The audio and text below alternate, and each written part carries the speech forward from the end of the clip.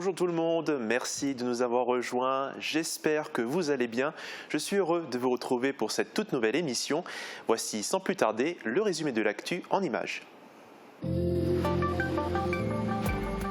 On retrouve des bonhommes sculptés sur et autour des bâtiments construits par Auer Corporate. Ces sculptures sont réalisées par l'artiste Jacques Zenger. Il en a déjà fabriqué près de 500 en 20 ans. 3 nouvelles statues ont été réalisées pour trôner sur l'ancien hôpital du parc. Elles représentent Brice Auer, Julie qui fait partie de sa vie et son père disparu il y a 11 ans. La démolition de l'ancien garage AD qui a brûlé en été 2020 en zone commerciale de Sarreguemines est en cours. Et en plus de la démolition, il faut bien trier les différents matériaux utilisés avant de les évacuer. Le plastique, les isolants et le polystyrène fondu seront envoyés en centre d'enfouissement, la ferraille sera collectée pour être fondue et la dalle en béton sera concassée pour être réutilisée. Le quartier de la Blise à Sarreguemines a connu une agitation particulière la semaine dernière. Policiers, juges, médecins légistes, avocats, témoins et accusés se sont retrouvés pour la reconstitution judiciaire du meurtre du jeune Logan Schmidt qui a été abattu en juin 2019. Cette opération a été demandée par le juge d'instruction pour reprendre point par point les actions commises sur le lieu du crime. S'il n'y a pas de date pour arrêter de fumer, la journée mondiale sans tabac qui a eu lieu ce lundi 31 mai est l'occasion d'en parler. Le tabacologue Francis Raphaël a pris le temps de s'exprimer et de revenir sur l'impact de la pandémie actuelle sur la consommation de tabac. Le premier binôme présenté cette semaine pour les élections départementales dans le canton de Sarralbe est composé de Laurence Borisiac, qui était candidate aux élections municipales de sa commune en 2001 sur la liste de Pierre Barbiche. Son binôme masculin est Pierre-Jean Didiot, maire de Sarralbe depuis 2001, candidat pour la deuxième fois aux élections départementales. Les deux candidats se présentent sans étiquette politique.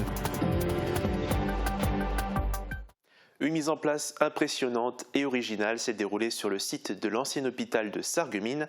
Un hélicoptère a déposé 3 statues sur le clocher du bâtiment. On retrouve Marie-Morgane Pires qui se trouve sur place. Marie-Morgane, comment s'est passée l'opération ? Alors c'était assez rapide, l'hélicoptère est arrivé juste avant 10h.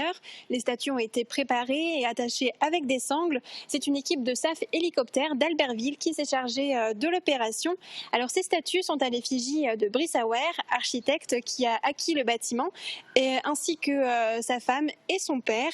Alors il sera présent en direct tout à l'heure pour nous partager ses premières impressions. Et il y avait du monde sur place pour assister à cette opération. Un périmètre de sécurité a été mis en place, la rue a été coupée à la circulation. Les statues ont été apportées une à une sur le clocher de l'ancien hôpital de Sarreguemines. En moins de 10 minutes, l'opération était terminée. Les 3 statues sont maintenant bien installées et trônent fièrement sur le bâtiment. Très bien, merci beaucoup Marie-Morgane et merci à Morane qui est au cadre. Cette opération a été menée par la société SAF Hélicoptère. Notre journaliste a pu s'entretenir avec le pilote, on l'écoute. Christophe Pougnier, bonjour. Bonjour. Alors c'est une opération assez impressionnante à laquelle on vient d'assister, déposer des statues sur un bâtiment. Est-ce que c'était la première fois que vous faisiez ça ? C'était la première fois pour ma part, oui. Poser des statues au sommet, première fois. On pose souvent des choses, des antennes, des climatisations, des mâts d'éclairage. Mais pour ce qui est des statues, effectivement, c'est la première fois. Et quelles sont les spécificités d'une telle opération ? À quoi il fallait penser, notamment en amont ? En amont, il fallait penser au poids des charges, l'environnement, la sécurité, là où on se pose, là où on va poser les statues. Est-ce qu'il y a des contraintes particulières, des antennes, le poids des statues. Là, en l'occurrence, elles étaient légères, donc ça ne peut pas poser beaucoup de soucis. Mais c'est tout ce qui est environnement avant, les lingages aussi, pour les transporter en toute sécurité et puis pour pas qu'elles tombent.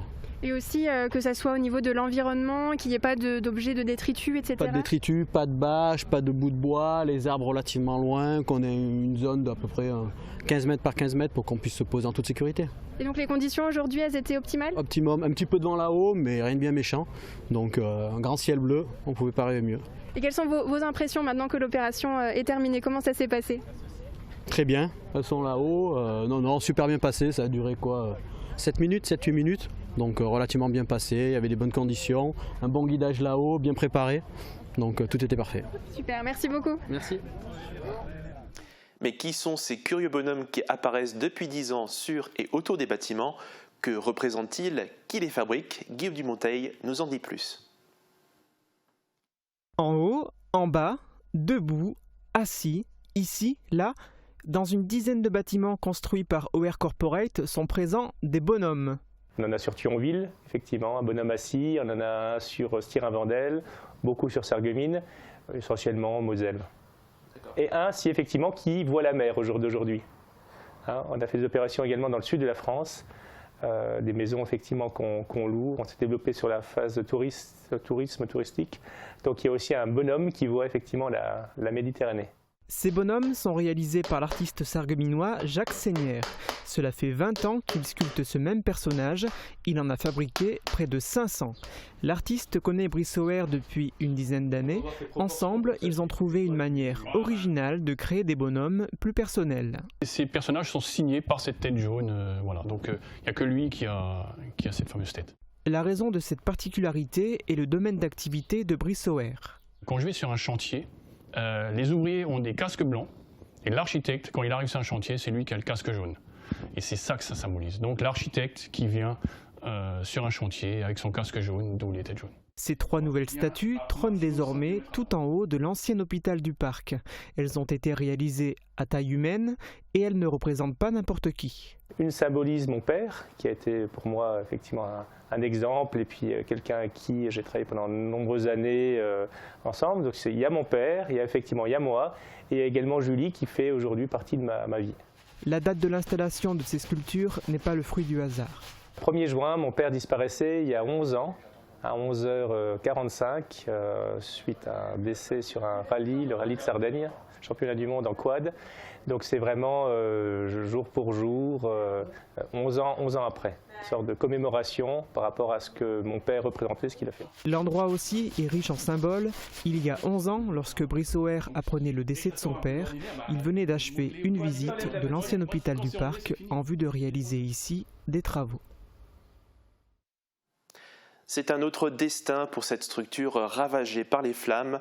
Ce qui restait du garage AD de la zone commerciale de Sarreguemines disparaît peu à peu. Après un incendie en été 2020 qui avait endommagé une grosse partie des bâtiments, le propriétaire a missionné l'entreprise Jaco Terrassement pour nettoyer les lieux et détruire les ruines. De nouvelles cellules commerciales devraient être construites ensuite. La démolition des restes du garage se déroule depuis vendredi après-midi. Mais ce n'est pas le tout de casser, arracher et jeter les débris. Pendant et après la démolition, il y a un tri minutieux de chaque élément présent sur site, avant de les évacuer en décharge ou de les revaloriser. Reportage. Un bâtiment renferme toujours une histoire. Une fois démoli, on se rend compte également de la multitude des matériaux utilisés pour sa construction. Ici, on retrouve essentiellement de la ferraille, de la tôle, des poutres de structure, mais aussi des éléments moins visibles. Par exemple, il y a pas mal de pneumatiques qui sont partis en fumée, bien sûr. Donc il y a tout ce qui est structure interne, donc qui est également constitué de ferraille, de cerceaux de ferraille. Voilà. Après, il y a plein de petits déchets qui malheureusement ne pourront pas être recyclés et qui vont qu'on va devoir emmener en décharge contrôlée, tout simplement. Comme le polystyrène fondu, des restes d'isolant ou encore du plastique. Ces derniers seront envoyés dans un centre d'enfouissement à Tétin-sur-Nied. Environ 30 tonnes de ferraille seront collectées par un professionnel pour être fondues.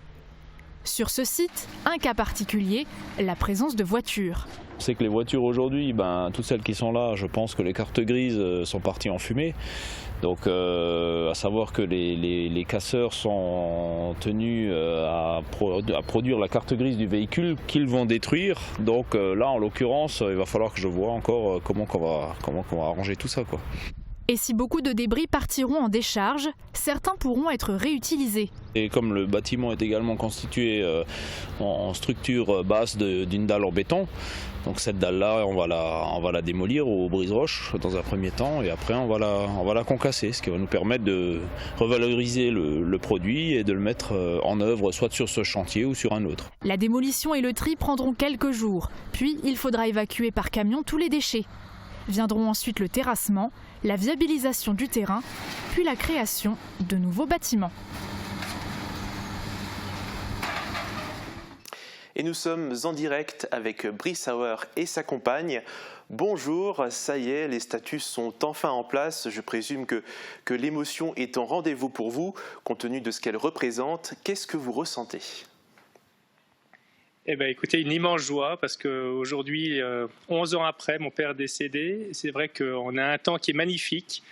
Vraiment, tout s'est très très bien passé. Tout le monde était au rendez-vous et énormément d'émotions parce que ça symbolise beaucoup de choses. Je suis né dans cet hôpital. On l'a racheté il n'y a pas longtemps et puis maintenant on va le reconstruire. Donc, une émotion vraiment intense. Et je suppose que cette opération, ce n'était pas facile d'organiser cette mise en place. Comment vous y êtes pris ? Écoutez, tout dépend le nombre de personnes qu'on est. Donc l'idée nous est prise à peu près 3 semaines à 1 mois. Un mois exactement, 1 mois. On a de la chance d'avoir une formidable équipe qui nous entoure, l'équipe municipale qui a très bien réagi, la préfecture aussi, les pilotes qui étaient disponibles. On a eu, je pense, de la chance et puis surtout des gens très compétents.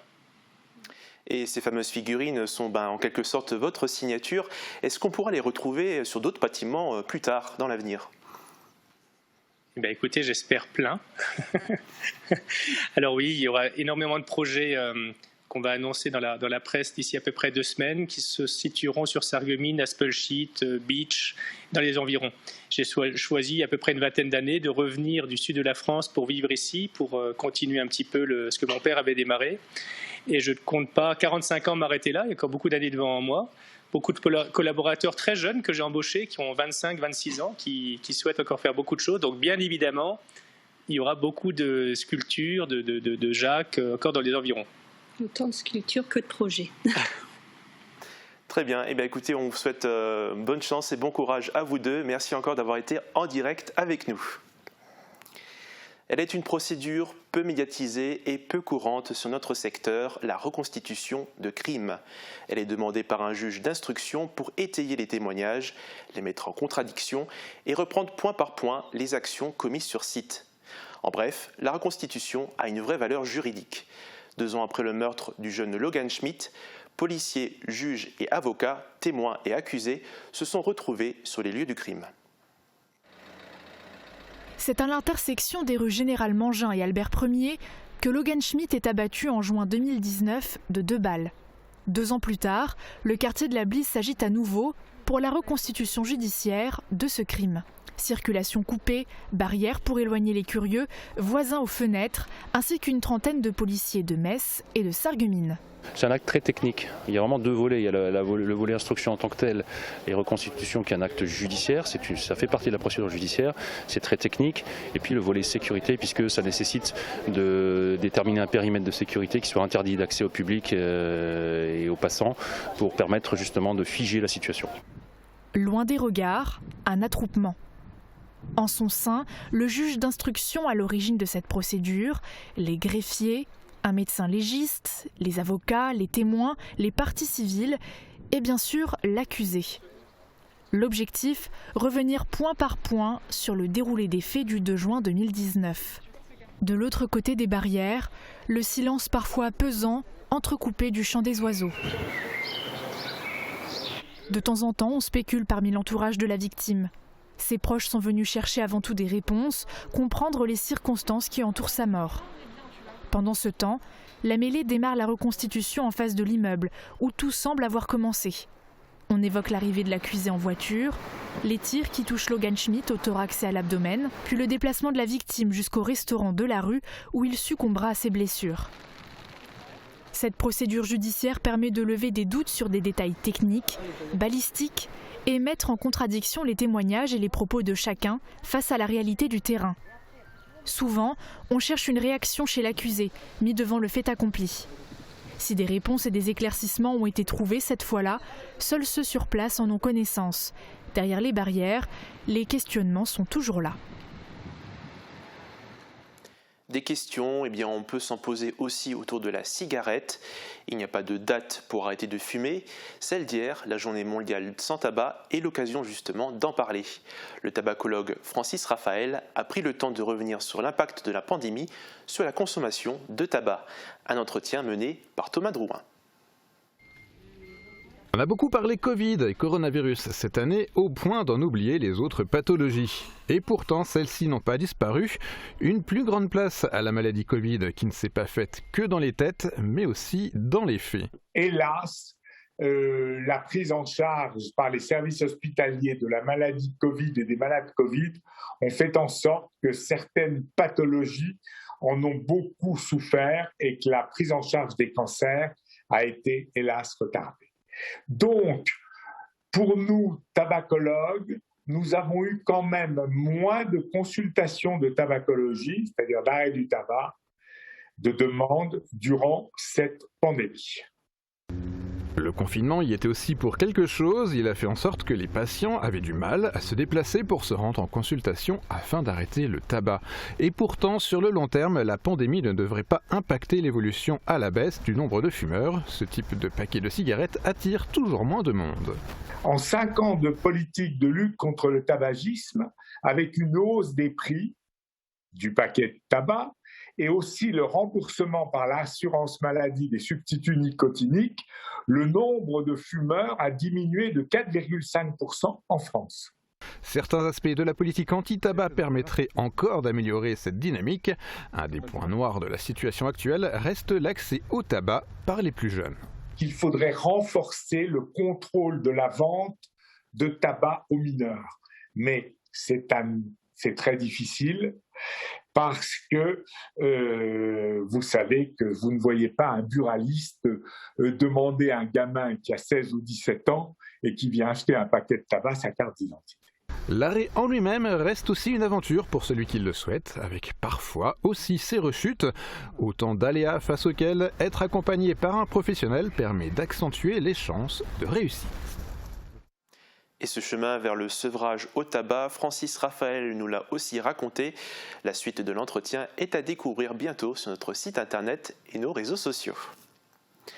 On passe aux élections départementales 2021. Cette semaine, on s'intéresse au canton de Sarralbe. 4 binômes sont en lice. Un ordre a été déterminé par tirage au sort en préfecture. Le premier binôme se présente sous l'étiquette Rassemblement National. Il est composé d'Éric Bauer, conseiller municipal d'opposition à Sarreguemines, et de Josiane Marison, conseillère municipale d'opposition à Stiran-Wendel. Ce binôme n'a pas donné suite à notre proposition d'interview.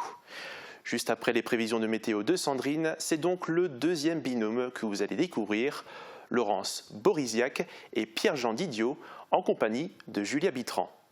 Quant à moi, je vous dis à très bientôt et d'ici là, prenez soin de vous. La météo vous est présentée par le Crédit Mutuel. Une banque qui appartient à ses clients, ça change tout.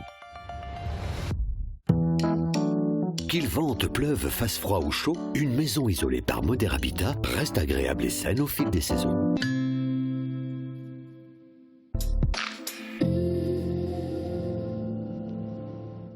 Bonjour tout le monde, je continue sur ma lancée. Cette semaine, j'ai bien envie de profiter à fond du beau temps. Et pour ça, j'ai trouvé un petit coin de paradis. Bienvenue à l'étang de Diblin. Si vous cherchez un cadre familial, ressourçant et en pleine nature, vous êtes au bon endroit. Les plus petits peuvent s'amuser dans l'aire de jeu et les plus grands peuvent se promener tout autour de l'étang. Et si vous voulez simplement prendre le temps de profiter du paysage, c'est possible aussi. Je sais pas vous, mais moi ça me donne envie de passer tout mon été ici. Mais malheureusement, on n'est pas encore en été et on va s'en apercevoir dès demain. La matinée débutera pourtant sous le soleil, mais dès le début de l'après-midi, le temps se gâte et des averses orageuses vont faire leur apparition. Le temps sera lourd et pluvieux jusqu'en soirée, avec des températures qui vont atteindre les 24 à 27 degrés au plus chaud de la journée. Demain, pensez à souhaiter une bonne fête aux Blandines. Il fera jour de 5h30 à 21h28. Alors profitez bien encore de cette belle journée ensoleillée et à demain! Merci d'avoir suivi la météo avec le Crédit Mutuel. Une banque qui appartient à ses clients, ça change tout.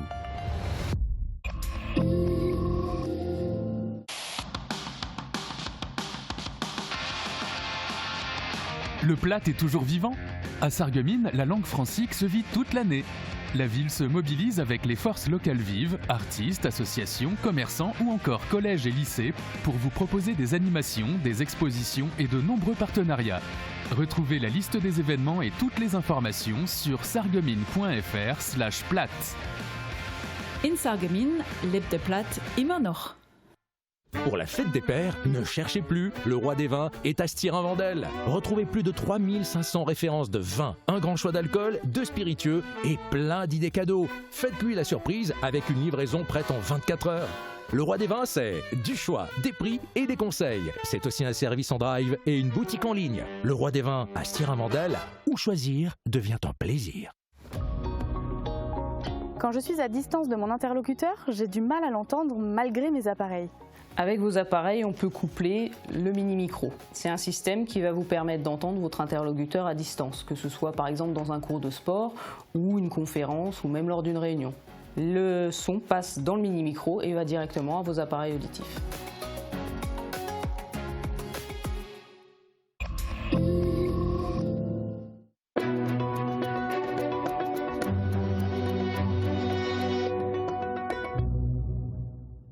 Bonjour à tous, les élections départementales approchent à grands pas. Alors pour en savoir un peu plus sur les candidats, on s'intéresse cette semaine au binôme en lice dans le canton de Sarralbe. Et dans l'ordre du tirage au sort effectué en préfecture, le deuxième binôme est composé de Laurence Borisiac et de Pierre-Jean Didiot. Bonjour. Bonjour à tous les deux. Alors je me tourne d'abord vers vous, Laurence Borisiac. Il faut dire que les téléspectateurs de Mosaïque Cristal ne vous connaissent pas ou très peu. Alors avant de vous donner la parole, on va d'abord en savoir un petit peu plus sur vous en images. Voici le portrait vidéo de Laurence Borisiac. Laurence Borisiac, 56 ans, est responsable administrative et juridique. Cette habitante de Morhange est candidate sans étiquette aux élections départementales. Originaire de Saint-Quentin dans les Hauts-de-France, elle s'est installée en Moselle en 1987. En 2001, elle était candidate aux élections municipales de sa commune sur la liste de Pierre Barbiche. Mariée et mère d'un enfant, elle est diplômée d'un Master 2, droit public, sciences politiques, domaine dans lequel elle a soutenu une thèse. Ne trouvant pas de poste dans l'enseignement supérieur, elle est partie travailler au Luxembourg comme analyste et juriste pour une société prestataire de la Commission européenne. En 1997, elle a intégré l'entreprise de son mari à Morhange, dont elle gère la partie administrative. Laurence Borisiac est passionnée par les romans contemporains, la théologie et la philosophie. Pour elle, lire est un voyage dans lequel on construit soi-même son univers et ses personnages. Elle est également présidente de l'association des parents d'élèves des écoles de Morhange qui vise à améliorer les conditions de scolarisation des enfants. Laurence Borisiac aime l'honnêteté et n'apprécie pas l'autosuffisance. Elle se définit comme une personne ouverte d'esprit, tolérante mais aussi vive et sensible. Elle ressent toujours le besoin d'apprendre et suit ce principe « fais du mieux que tu peux ». Alors dans ce portrait, on vous voit à deux endroits différents que vous avez choisis, devant le collège de Morhange et puis au bord de la Muche. De la Muche, oui, tout à fait. Pourquoi ? Ce sont deux lieux qui vous tiennent à cœur, qui ont une signification ? Oui, ils sont, très importants. D'abord, en ce qui concerne le collège, je suis passionnée par tout ce qui touche à l'enseignement.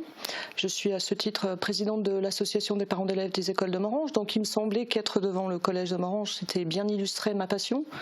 La seconde, c'est la Muche. Le site de la Muche permet la réflexion et j'aime bien de temps en temps me retirer pour réfléchir. Voilà la raison de mon choix. Et pour lire, pourquoi pas ? Pour lire éventuellement, mais je préfère le calme à la maison. Mais pour lire, pourquoi pas, oui. Alors Pierre-Jean Didiot, vous les téléspectateurs de Mosaïque Cristal vous connaissent beaucoup plus, mais finalement ils connaissent surtout l'élu et pas forcément l'homme que vous êtes. On va essayer d'en savoir un peu plus à travers ce portrait. Pierre-Jean Didiot, 62 ans, est retraité de l'industrie pharmaceutique. Maire de Sarralbe depuis 2001, il est candidat pour la seconde fois aux élections départementales sans étiquette politique. Avant la réforme territoriale, il était président et membre fondateur de la communauté de communes de l'Albé-des-Lacs de 2002 à 2017. Marié et père d'un enfant, Pierre-Jean Didiot a démarré sa carrière comme préparateur en pharmacie avant de devenir délégué médical en 1981. Jusqu'en 2019, il assurait l'information scientifique et médicale auprès des professionnels de santé. En 2009, il crée et préside l'association qui rachète et réhabilite l'hôpital EHPAD Saint-Joseph, lieu de sa naissance. Il devient également président du conseil d'administration. Jardiner, faire du vélo et de la photo anime son quotidien, au même titre que l'économie et l'étude de la ruralité. Pierre-Jean Didiot a suivi les traces de son père, Pierre Didiot, qui était adjoint au maire de Sarralbe. À 16 ans, il était militant d'Amnesty International pour défendre les droits de l'homme, avant de devenir représentant de Michel Rocard en Moselle à 18 ans. Il apprécie la fidélité, la loyauté et la franchise et méprise l'affairisme. Il se définit comme quelqu'un de déterminé, rigoureux, volontaire et persévérant, mais aussi de très exigeant avec ses collaborateurs. Il n'aime pas procrastiner. Pour lui, ce qui est fait est fait. Pierre-Jean Didiot, l'hôpital EHPAD de Sarralbe, c'est un lieu emblématique pour vous ? Ce que je voulais mettre en avant, c'est le bénévolat, parce que je suis président bénévole de cette association et je voulais tout simplement rendre hommage à l'ensemble des présidents et des membres des associations bénévoles qui œuvrent, disons, pour le bien commun. C'était mon premier objectif. Et le deuxième objectif, l'année dernière, on s'en rappelle tous, les Français applaudissaient les professionnels de santé.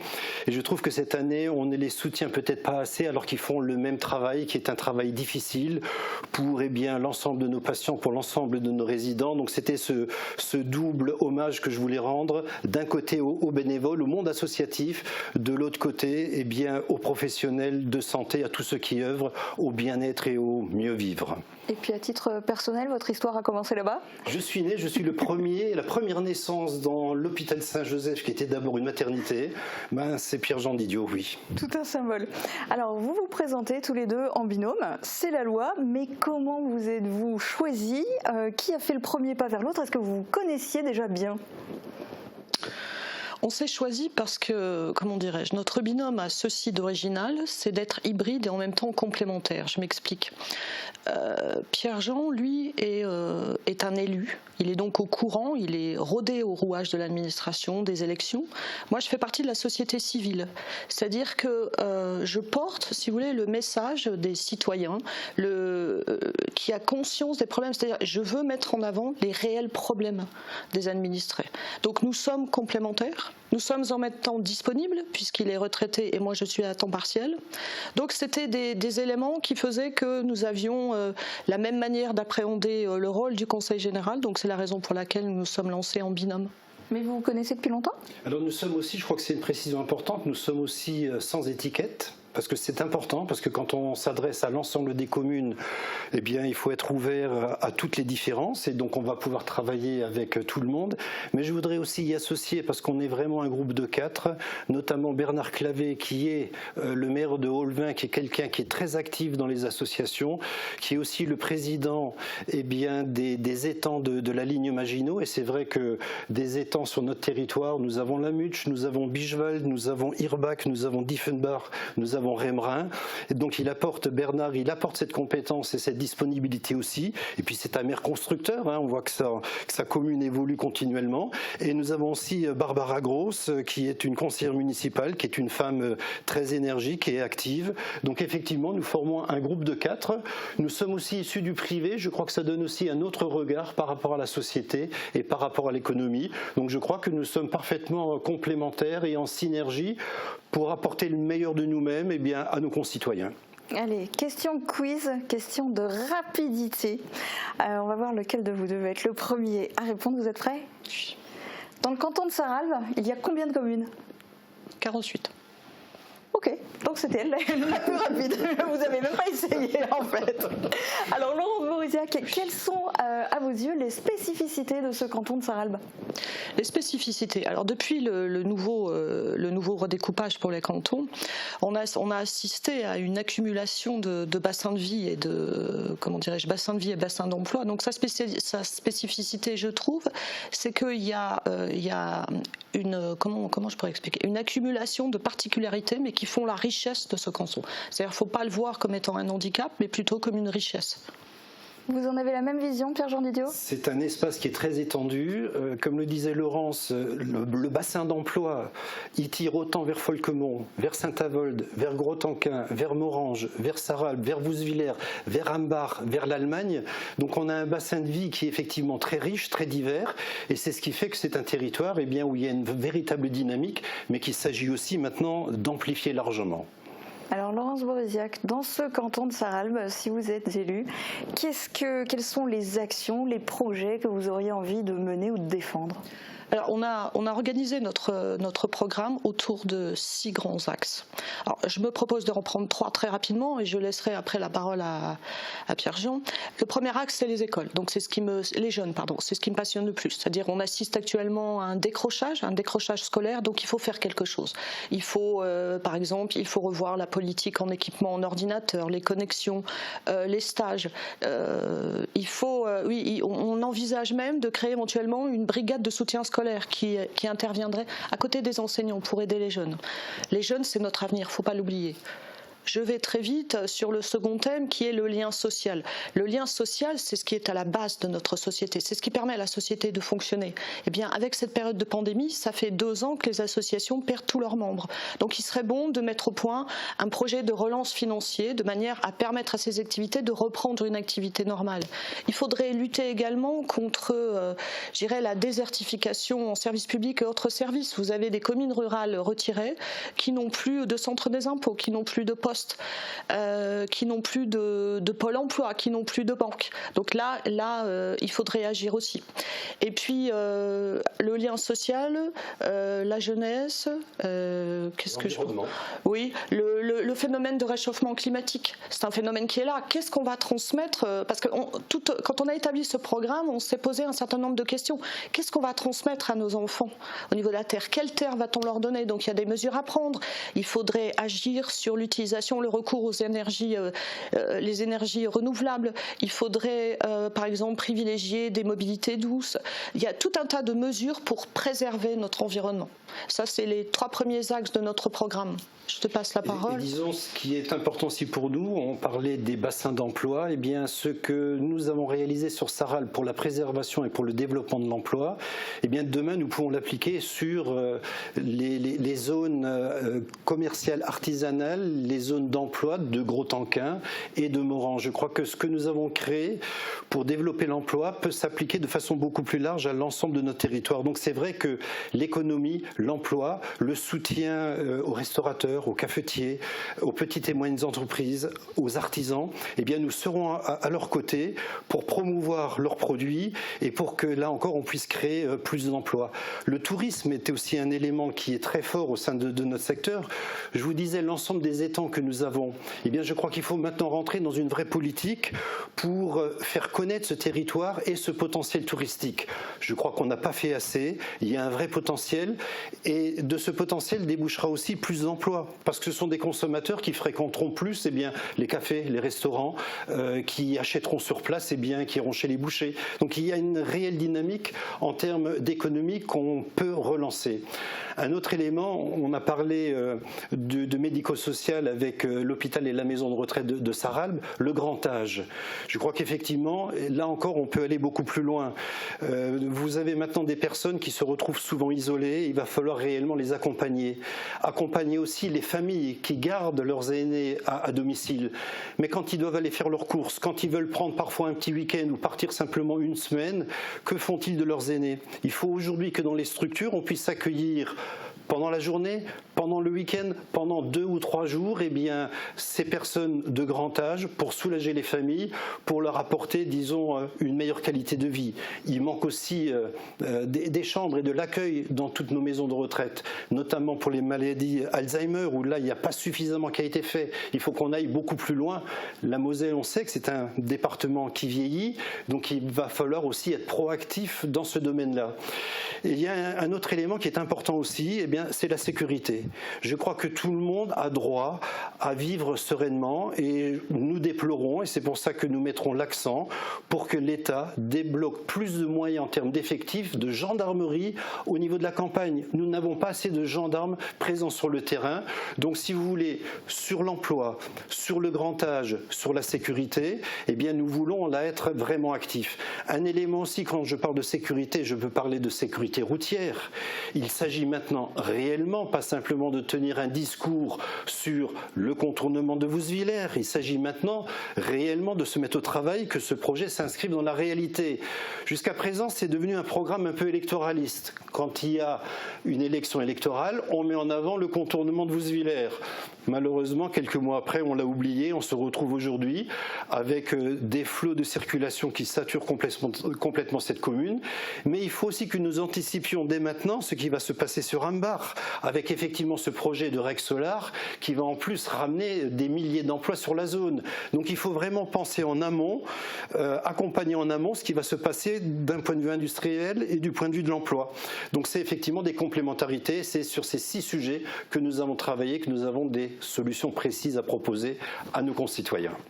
Si vous ne pouviez en choisir qu'une, quelle est la compétence départementale qui vous tient le plus à cœur? L'enseignement. Oui, j'insiste bien sur le fait que la jeunesse, c'est notre avenir. Donc je pense que la meilleure manière d'armer les jeunes pour la vie de demain, c'est de leur donner une formation de base solide. Donc l'enseignement. Donc ce serait dans cette commission-là que vous voudriez siéger. Et vous ?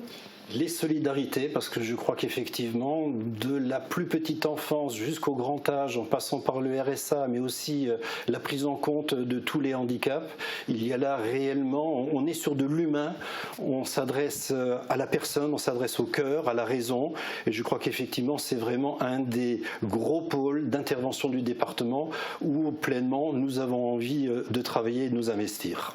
Alors il y a l'élection ici, le canton de Sarralbe. Après, il y a l'hémicycle, Mosellan, à Metz. Est-ce que vous avez déjà pensé au 3e tour, l'élection du président, de la présidente du département ? Moi, je crois que c'est surtout un sujet qui intéresse, j'allais dire, les journalistes. Je crois que nos électeurs sont très loin de savoir qui va être le futur président. Si vous me permettez juste peut-être cette allusion, vous avez certainement, comme nous, lu dans la presse écrite que dans l'ancienne majorité départementale, il y a déjà 3 candidats qui se présentent. Alors écoutons, laissons le passé au passé, mais je crois que nous nous inscrivons dans une logique qui est celle d'une nouvelle majorité départementale dans laquelle nous comptons bien faire partie. Alors il vous reste 1 minute pour convaincre les téléspectateurs. Pourquoi devraient-ils voter pour ce binôme ? Déjà avec Laurence, on ne se présente pas pour des titres, on ne se présente pas pour des cumuls des mandats.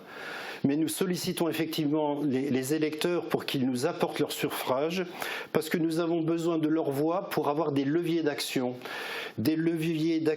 pour agir, pour les élèves décrocheurs dans les collèges, pour soutenir et favoriser l'économie sur notre territoire, pour qu'on ait une vraie politique qui s'adresse à nos plans d'eau, qui s'adresse au tourisme, pour que le grand âge ait plus de moyens, parce qu'effectivement, il y a des pans entiers du grand âge qui ne sont pas suffisamment pris en compte. Le réchauffement climatique avec toutes les conséquences pour les agriculteurs, les pisciculteurs, pour les forêts, mais aussi pour tout simplement, par exemple, des aménagements des cours, des collèges, où il n'y a pas un arbre, pour plus de sécurité, nous le disions, pour qu'il y ait vraiment de la présence de la gendarmerie en secteur rural et pour qu'effectivement la solidarité joue pleinement avec un vrai soutien pour les associations. Ce que je voudrais vous dire, madame et monsieur, c'est que ne laissez pas les autres choisir pour vous. Vous allez avoir un bulletin de vote, utilisez-le pour le changement, pour la réussite, parce que c'est ensemble que nous allons réussir à mieux vivre, à mieux travailler et à nous épanouir tout simplement sur notre territoire que nous aimons et que nous défendons du mieux que nous le pouvons. Eh bien, on verra le 20 juin combien d'électeurs vous avez réussi à convaincre. Et puis le 2e tour, ça sera le 27 juin. Et c'est déjà la fin de cette émission. Très bonne journée à tous. À demain. Merci beaucoup. Merci.